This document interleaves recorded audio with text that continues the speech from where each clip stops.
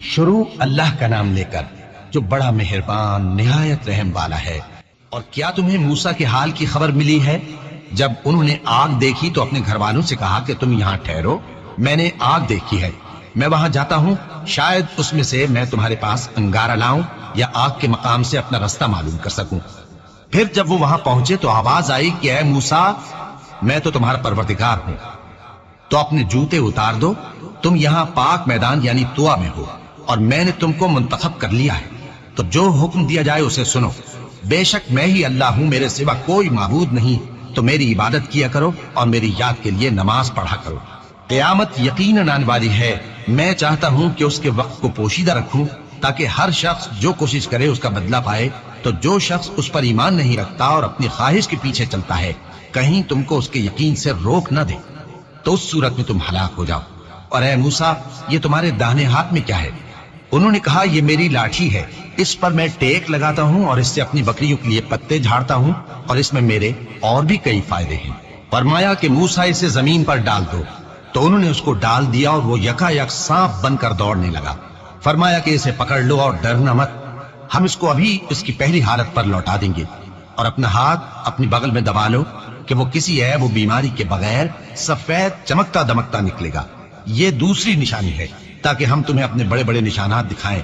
تم فرعون کے پاس جاؤ کہ وہ سرکش ہو رہا ہے، کہا اے میرے پروردگار، اس کام کے لیے میرا سینہ کھول دے اور میرا کام آسان کر دے، اور میری زبان کی گرہ کھول دے تاکہ وہ میری بات سمجھ لے، اور میرے گھر والوں میں سے ایک کو میرا وزیر یعنی مددگار مقرر فرما، یعنی میرے بھائی ہارون کو، اس سے میری کمر کو مضبوط کر اور اسے میرے کام میں شریک کر، تاکہ ہم تیری بہت سی تسبیح کریں اور تجھے کثرت سے یاد کریں، تو ہم کو ہر حال میں دیکھ رہا ہے۔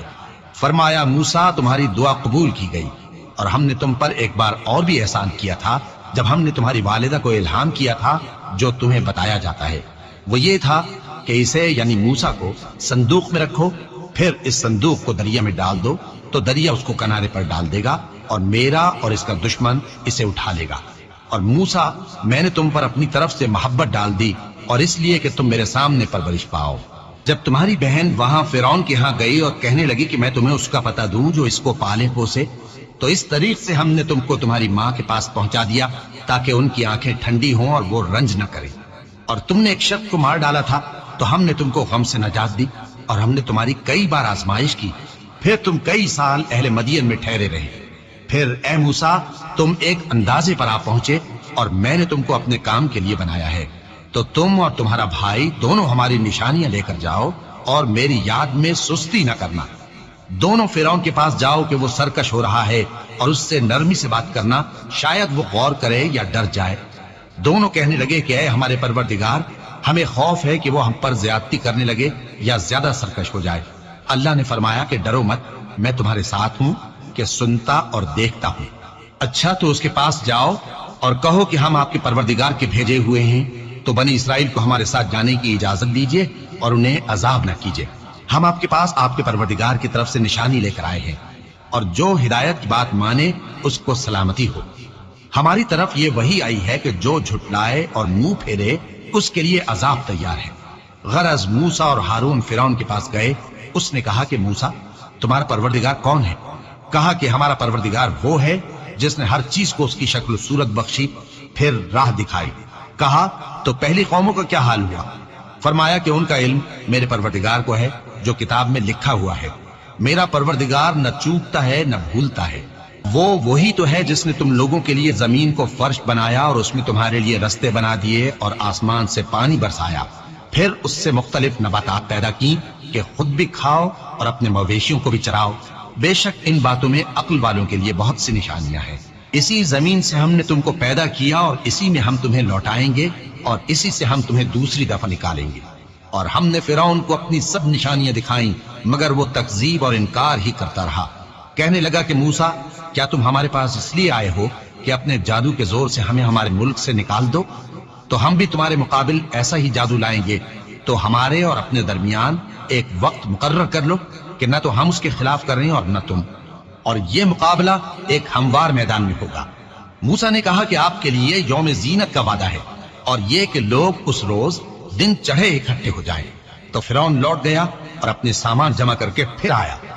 موسیٰ نے ان جادوگروں سے کہا کہ یہ تمہاری بربادی ہوگی، اللہ پر جھوٹ نہ باندھو، وہ تمہیں عذاب سے فنا کر دے گا، اور جس نے جھوٹ باندھا وہ نامراد رہا۔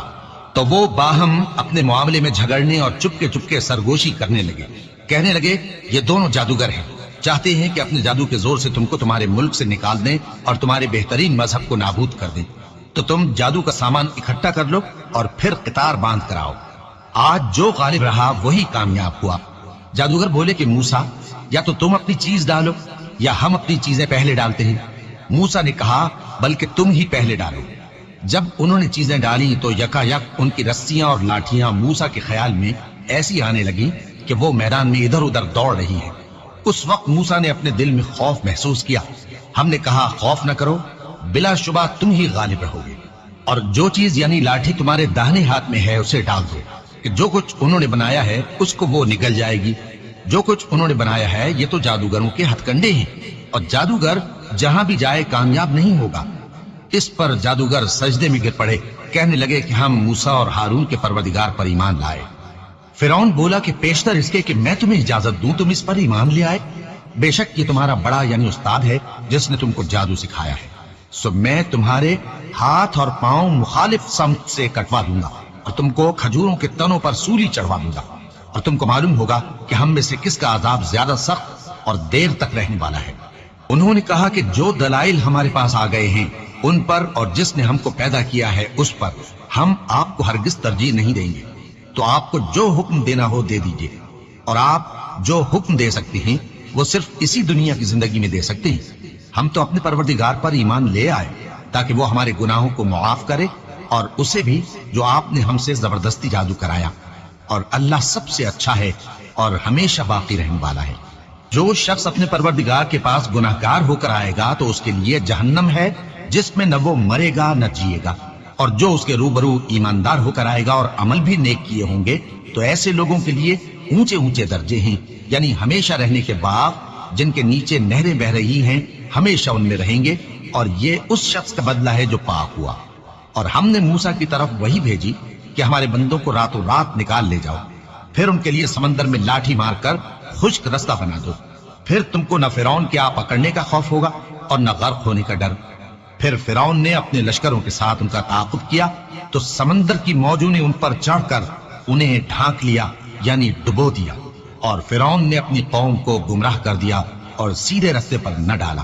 اے آل یعقوب، ہم نے تم کو تمہارے دشمن سے نجات دی اور تورات دینے کے لیے تم سے کوہ طور کی داہنی جانب مقرر کی، اور تم پر من اور سلوہ نازل کیا، اور حکم دیا کہ جو پاکیزہ چیزیں ہم نے تم کو دی ہیں ان کو کھاؤ اور اس میں حد سے نہ نکلنا، ورنہ تم پر میرا غضب نازل ہوگا، اور جس پر میرا غضب نازل ہوا وہ ہلاک ہو گیا۔ اور جو توبہ کرے اور ایمان لائے اور عمل نیک کرے پھر سیدھے رستے چلے اس کو میں بخش دینے والا ہوں۔ اور اے موسیٰ، تم نے اپنی قوم سے آگے چلے آنے میں کیوں جلدی کی؟ کہا وہ میرے پیچھے آ رہے ہیں۔ اور اے میرے پروردگار، میں نے تیری طرف آنے کی جلدی اس لیے کی کہ تو خوش ہو جائے۔ فرمایا کہ ہم نے تمہاری قوم کو تمہارے بعد آزمائش میں ڈال دیا ہے، اور سامری نے ان کو بہکا دیا ہے۔ اور موسیٰ غصے اور غم کی حالت میں اپنی قوم کے پاس واپس آئے اور کہنے لگے کہ اے قوم، کیا تمہارے پروردگار نے تم سے اچھا وعدہ نہیں کیا تھا؟ کیا میری جدائی کی مدت تمہیں لمبی معلوم ہوئی، یا تم نے یہ چاہا کہ تم پر تمہارے پروردگار کی طرف سے غضب نازل ہو، اور اس لیے تم نے مجھ سے جو وعدہ کیا تھا اس کے خلاف کیا؟ وہ کہنے لگے کہ ہم نے اپنے اختیار سے آپ سے وعدہ خلافی نہیں کی، لیکن ہم ان لوگوں کے زیوروں کا بوجھ اٹھائے ہوئے تھے، پھر ہم نے اس کو آگ میں ڈال دیا، اور اسی طرح سامری نے ڈال دیا۔ تو اس نے ان کے لیے ایک بچڑا بنا دیا، یعنی ایک بے جان جسم جس میں گائے کسی آواز تھی۔ تو لوگ کہنے لگے کہ یہی تمہارا معبود ہے اور یہی موسیٰ کا معبود ہے، مگر وہ بھول گئے ہیں۔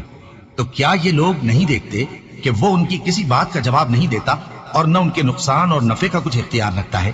اور ہارون نے ان سے پہلے ہی کہہ دیا تھا کہ لوگوں، اس کے ذریعے تمہیں فتنے میں ڈال دیا گیا ہے، اور تمہارا پروردگار تو رحمان ہی ہے، تو میری پیروی کرو اور میرا کہا مانو۔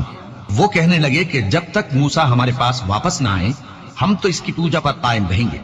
پھر موسیٰ نے ہارون سے کہا کہ اے ہارون، جب تم نے ان کو دیکھا تھا کہ گمراہ ہو گئے ہیں تو تم کو کس چیز نے روکا تھا؟ یعنی اس بات سے کہ تم میرے پیچھے چلے آؤ، بھلا تم نے میرے حکم کے خلاف کیوں کیا؟ کہنے لگے کہ اے ماں جائے، میری داڑھی اور سر کے بالوں کو نہ پکڑیے، میں تو اس سے ڈرا کہ آپ یہ نہ کہیں کہ تم نے بنی اسرائیل میں تفرقہ ڈال دیا اور میری بات کو ملحوظ نہ رکھا۔ موسیٰ نے فرمایا تو اے سامری تیرا کیا حال ہے؟ اس نے کہا کہ میں نے ایسی چیز دیکھی جو اوروں نے نہیں دیکھی، تو میں نے فرشتے کے نقش پا سے مٹی کی ایک مٹھی بھر لی، پھر اس کو بچڑے کے جسم میں ڈال دیا اور مجھے میرے جی نے اس کام کو اچھا بتایا۔ موسیٰ نے کہا جا، تجھ کو دنیا کی زندگی میں یہ سزا ہے کہ کہتا رہے کہ مجھ کو ہاتھ نہ لگانا، اور تیرے لیے ایک اور وعدہ ہے، یعنی عذاب کا جو تجھ سے ٹل نہ سکے گا، اور جس معبود کی پوجا پر تو جمع ہوا تھا اس کو دیکھ، ہم اسے جلا دیں گے، پھر اس کی راکھ کو اڑا کر دریا میں بکھیر دیں گے۔ تمہارا معبود تو اللہ ہی ہے، جس کے سوا کوئی معبود نہیں، اس کا علم ہر چیز پر محیط ہے۔ اس طرح ہم تم سے وہ حالات بیان کرتے ہیں جو گزر چکے ہیں، اور ہم نے تمہیں اپنے پاس سے نصیحت کی کتاب عطا فرمائی ہے۔ جو شخص اس سے منہ پھیرے گا وہ قیامت کے دن گناہ کا بوجھ اٹھائے گا۔ ایسے لوگ ہمیشہ اس عذاب میں مبتلا رہیں گے، اور یہ بوجھ قیامت کے روز ان کے لیے برا ہوگا۔ جس روز سور پھونکا جائے گا اور ہم گناہگاروں کو یوں اکٹھا کریں گے کہ ان کی آنکھیں نیلی نیلی ہوں گی۔